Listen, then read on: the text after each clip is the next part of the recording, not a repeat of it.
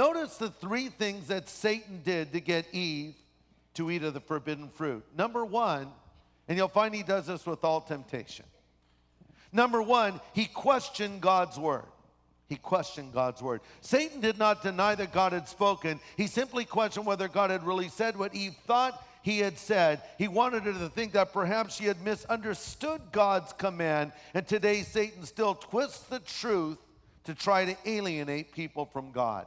Number two, he questioned God's love. Number one, he questioned God's word. Number two, he questioned God's love. Satan wanted Eve to think that God was holding something back from her.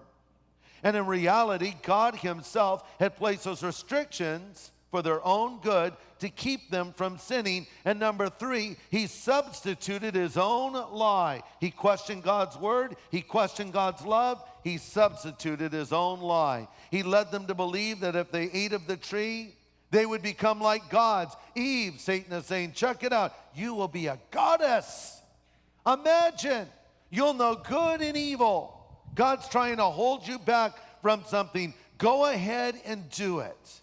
And we see a primary principle of spiritual attack in this verse. Listen, Satan works from without to within, which is the very opposite of God's method.